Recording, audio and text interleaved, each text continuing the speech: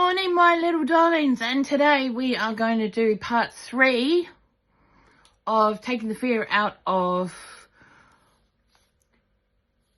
home canning, right? Okay, and we're talking about water bath canning here against pressure canning, okay?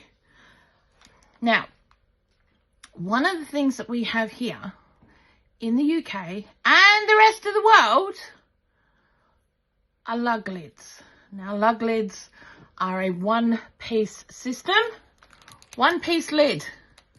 So it holds on around the sides, okay? Holds on. This is a mason jar lid, two-piece lid system.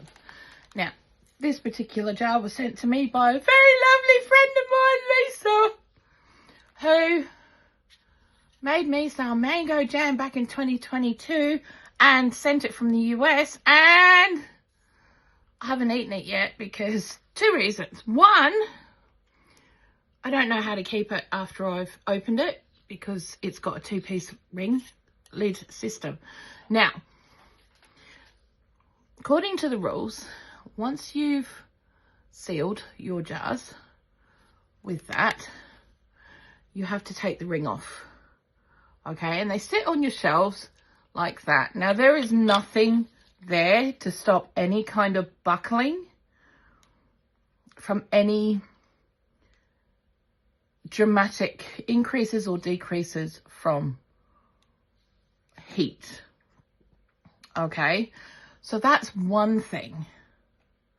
Number 2, these are much more likely to siphon, as in water goes in from the pot or out, contents go out from here, meaning that it's not gonna properly seal, right? Because you're gonna have bits all up and under, okay?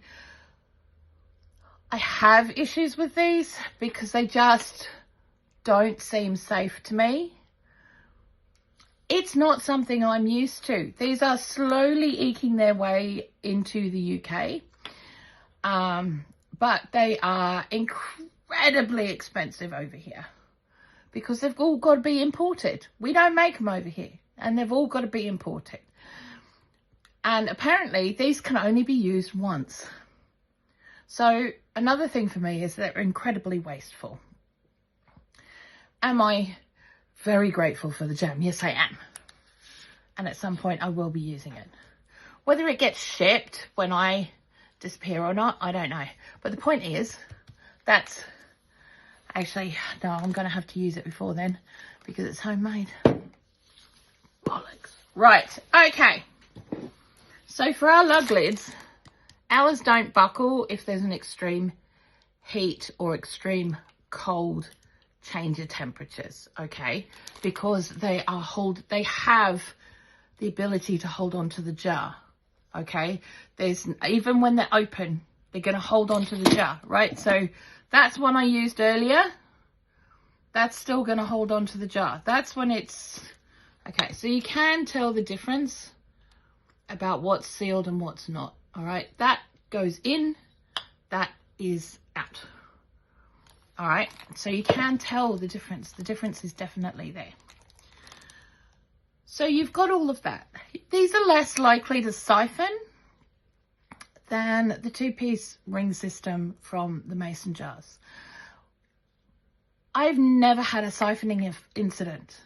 I've had incidents where I didn't put the lid on properly and the air bubbles from the boiling water went underneath the lid and shoved it off. You know, I've had that. That was fun. Yeah. Where you pick the lid up and the whole thing just goes whoop into the pot. You know, it wasn't a broken thing. It was just that the lid bubbled right off. It is what it is. Let's be honest. Point is this. Over here and in Australia, we have less likely to have food poisoning incidents, I believe, because of the type of lid that we use. Okay? Say, for example, you have a micro issue with the seal, like just a tiny little pinprick in the seal, right? It's still sealed, but that can happen. But you won't know about it until it's so off that the lid blows. You have more likelihood of having issues like that with a lid like that than you do with a lid like that. The other thing is, these can be reused, and they can be reused, and they can be reused, and they can be reused until the seal is affected badly, or there's rust marks or scratch marks on the underneath of the lid. At that point, they get moved to the dry store or the shed, one or the other. But you can still use them. Point is, you can still use them. So to me, I mean, like these lids, I've had these ones now for 3 years. This is probably the 7th time that this particular one's been used, because these particular jars I use for my tomato sauce. And I make a batch of tomato sauce probably every 3 months. They've been used a lot. And I mean a lot. And I can still use my jar lids. Point is, you don't have to have fancy stuff. And the really good thing about the water bathing is that you can use recycled jars and lids. Anything that you buy in the store. Okay, so this isn't particularly water bath, but it is a jar, right? So say for example this one. This one was a sauerkraut. Pretty sure it was a sauerkraut, or it was a pickle of some description. I could use this for water bathing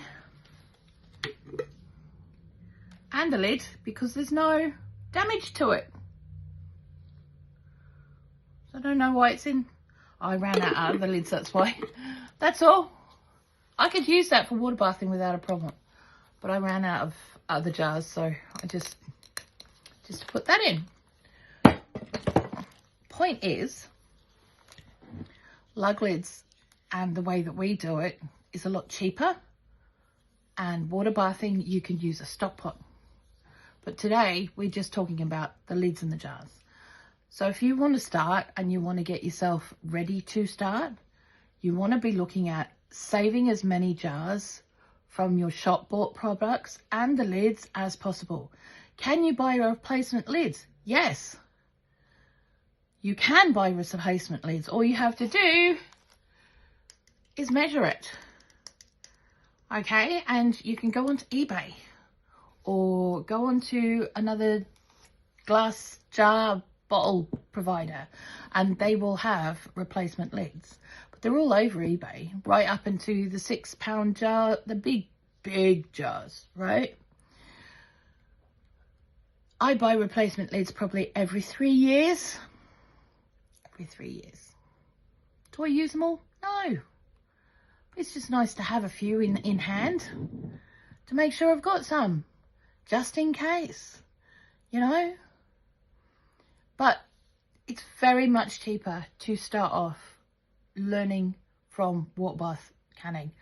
The other thing is as well that pressure canning is not accepted in some countries. In fact, some countries you can't even buy a pressure canner, and they are not allowed to be sold in the country for health and safety reasons.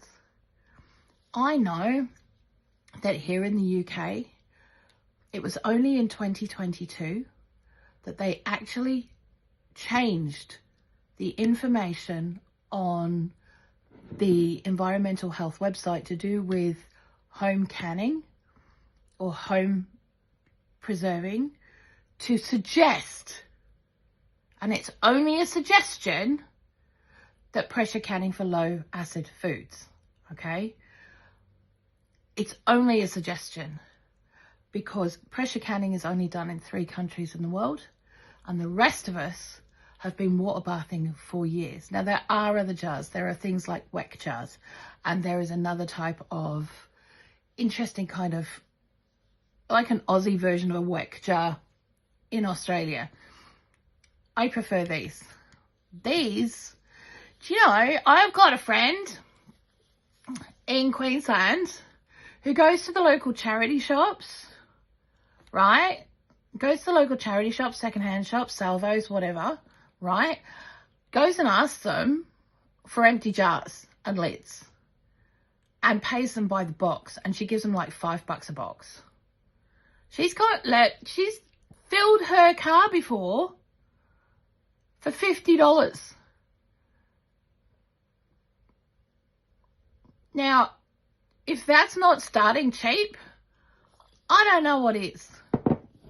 But I save every single one of my jars. It doesn't matter what size it is. Okay, I save every jar because, yeah, we do buy stuff from this store still.